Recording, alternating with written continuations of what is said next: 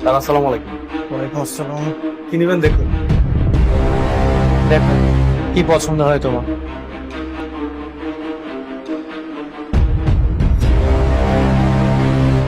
এটা কেমন লাগে? না, ভালো লাগছে না। অন্য কিছু দেখো।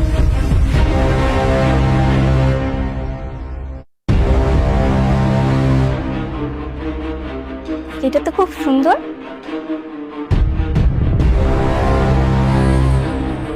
এটা তোমার পছন্দ হয়েছে? হ্যাঁ। সরি স্যার, এটা আসলে বিক্রি হয়ে গেছে। কি বলছেন বিক্রি হয়ে গেছে মানে? মাত্রই তো আমি হাতে নিলাম। হাতে থাকা অবস্থায় কিভাবে বিক্রি হয়ে গেল? আসলে স্যার, আপনার আগে একজন কাস্টমার এটা নেবেন বলে call করেছে। আমি এখন এটা প্যাক করব। এটা কত টাকায় সেল করেছেন? আর এটার দাম 3000 টাকা। 2000 টাকা। ঠিক আছে, আমি আপনাকে 10,000 টাকা দিচ্ছি। দেখেন, এটা আমার ওয়াইফ পছন্দ করেছে। যে কোনো মূল্যেই হোক, এটা আমি নিতে চাই। আসলে স্যার, সবকিছু তো টাকা দিয়ে কেনা যায় না। তাছাড়া এটা অন্য কাস্টমার নেবেন বলে কনফার্ম করেছে। কে নিয়েছে? ওইটা আমি নিছি।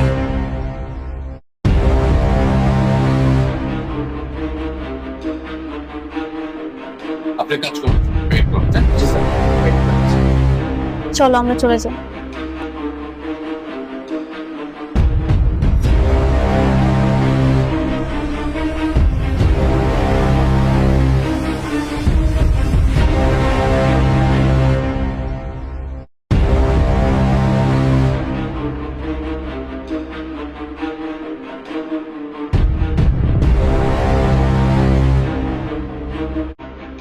এটা কি করলো অনেক, মেঘলার পছন্দের এই জিনিসটা অনেক ইচ্ছাকৃত হয়ে কিন্তু ভেঙে ফেলেছে।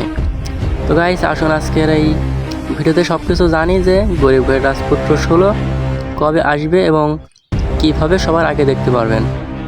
তো আসুন গাইস, সেটা আজকে শুরু করা যাক। গাইস, আপনারা কিন্তু দেখতে পেরেছেন এই ভিডিওতে অনেক কি বলেছে। আরে যে আপনারা একটা অকৃতজ্ঞ। অনেক কিন্তু মেঘলার বাবা মাকে অকৃতজ্ঞ বলে গালি দিয়েছে, কিন্তু আসলে কি মেঘলার বাবা অকৃতজ্ঞ? গাইস, আপনারা কিন্তু দেখেছেন যে অনেক মেঘলার বাবা মার জন্যই কিন্তু এই বিয়েটা করেছিল, কিন্তু অনেক কেন এই কথা সবাইকে বলছে না, এটাই আপনাদের সকলের মনে একটা প্রশ্ন। তো আসুন আজকের এই ভিডিওতে সেই প্রশ্নের উত্তরটাও আমি দিয়ে দিই। অনেক কিন্তু এই কথাটা বলছে না, কারণ যদি এই কথাটা বলে দিত তাহলে কিন্তু নাটকের আসল মজাটাই থাকতো না। তাই অনেক আর কিছুদিন পরে কিন্তু বলে দেবে যে কেন এই বিয়েটা করেছিল। শুধু তাই নয় গাইস, অনেক কিন্তু এই ভিডিওতে মেঘলাকে ডিভোর্স দেওয়ার কথাও বলেছে।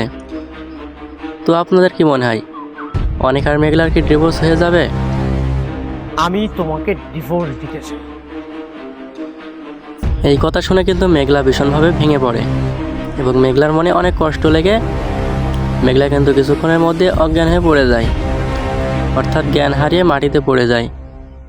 তখন সাথে সাথে মেঘলার বাবা মা মেঘলাকে তুলে এবং সাথে সাথে নিকটতম ডাক্তারের কাছে নিয়ে যায় এবং ডাক্তারের কাছে নিয়ে গিয়ে কিন্তু মেঘলা কিন্তু একটা রিপোর্ট শোনে, যেটা কিন্তু সবাই খুশি হলো, কিন্তু মেঘলা কিন্তু খুশি নয়, কারণ ডাক্তার তাকে রিপোর্ট দেয় যে মেঘলা নাকি গর্ভবতী।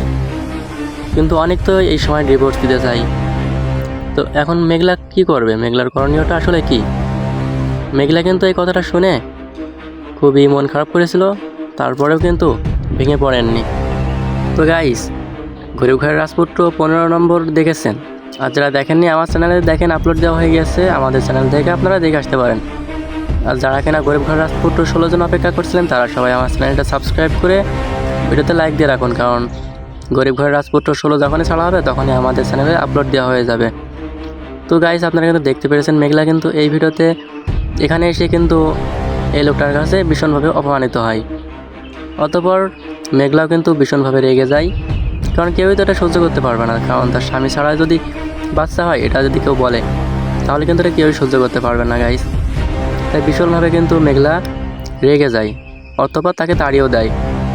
তো গাইস, যারা গরিব ঘরের রাজপুত্র 16 জন অপেক্ষা করছেন, তারা সবাই আমার চ্যানেলটা সাবস্ক্রাইব করে আমাদের চ্যানেলের সাথে থাকুন, আমাদের পরিবারে যুক্ত হয়ে যান, কারণ গরিব ঘরের রাজপুত্র 16 ছাড়ার সাথে সাথে কিন্তু আমাদের চ্যানেলে আপলোড দেওয়া হবে। তো গাইস, সবাই ভালো থাকবেন, সুস্থ থাকবেন, আমাদের চ্যানেলের সাথেই থাকবেন। এই বলে আমাদের ভিডিওটা আজকের মতন এখানেই শেষ করছি। আল্লাহ হাফেজ।